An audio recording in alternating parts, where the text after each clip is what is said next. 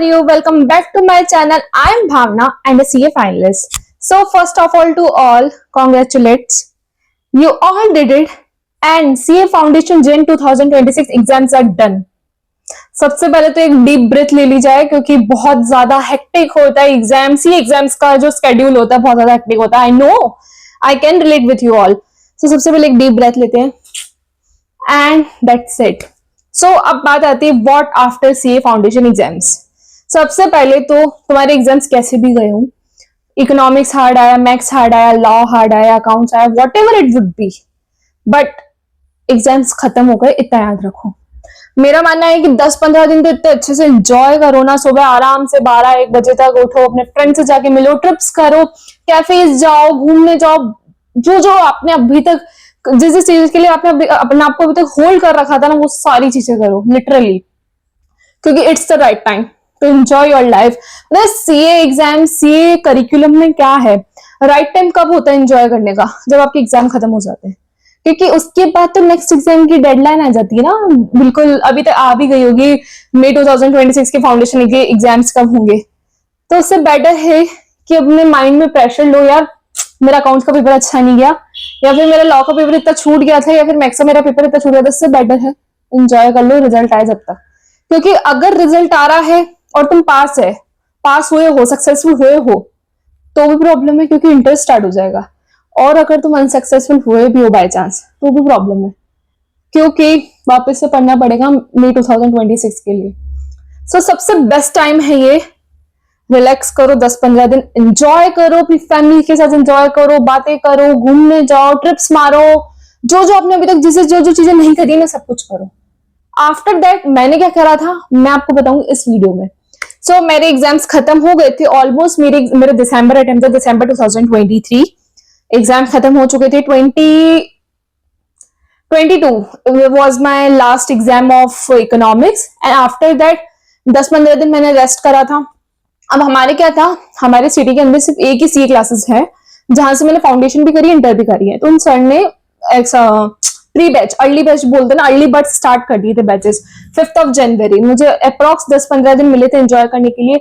अब उनका ये कहना था, ऑब्वियसली वो बैच स्टार्ट करे तो उनको बच्चे चाहिए थे नो डाउट, बट उनका ये कहना था अगर तुम्हारे को ट्रस्ट है, ऑब्वियसली मैं ये भी कहूंगी अभी, अगर आपको अभी किसी को भी श्योरिटी है, 90% की श्योरिटी है कि you can clear, you can score 200 at least, जो मिनिमम है इतनी तो स्कोर करनी पड़ेंगी. तो और सब सब्जेक्ट में 40 आ रहे हैं, तो आप अर्ली बर्ड्स के बैचेस स्टार्ट कर देना. नो डाउट मैंने भी स्टार्ट कर दिया था. 5 जनवरी से मेरा अर्ली बर्ड स्टार्ट हो गया था बैच. बट अगर तुम्हें थोड़ा सा भी डाउटफुल लग रहा है और तुम्हें ऐसे लग रहा है कि बाद में कवर कर लोगे, तो डोंट वरी, बाद में भी कवर हो जाता है. बट किसी को ऐसा रहता है ना, यार नहीं यार मैं अपनी प्रोडक्टिविटी कर लूं, 1 महीने के बाद इंटर का कोर्स भी हो जाएगा, क्योंकि इंटर का सिलेबस लिटरली बहुत ज्यादा वास्ट है. मतलब उसको जितना पढ़ो, जितना जल्दी कंप्लीट हो जाएगा. सिलेबस कंप्लीट करने में दिक्कत नहीं है, रिविजन्स के लिए कम टाइम मिलता है जब इंटर के एग्जाम्स आते हैं.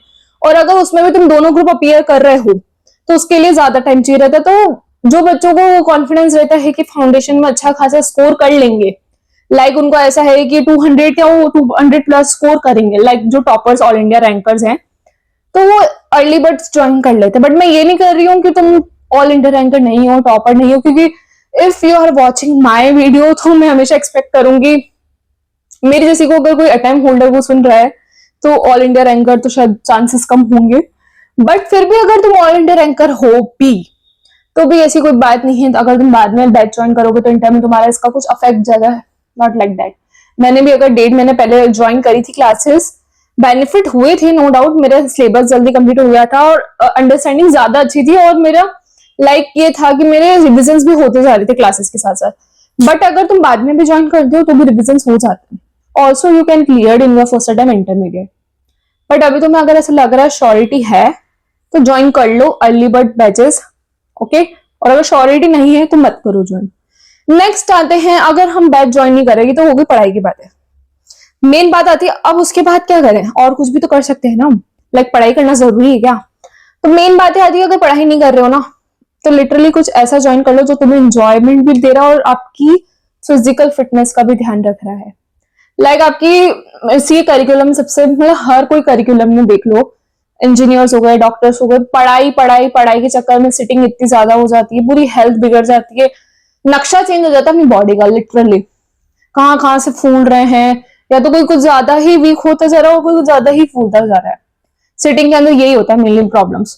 तो आप ऐसी कोई एक्टिविटी ज्वाइन कर सकते हो। मैंने जिम ज्वाइन करा था, नो डाउट, वो मैंने इंटर के बाद करा था, बट मैंने फाउंडेशन के बाद सॉरी मैंने फाउंडेशन के बाद भी फिजिकल फिटनेस स्टार्ट कर दी थी, साइकिलिंग वगैरह कर दी थी।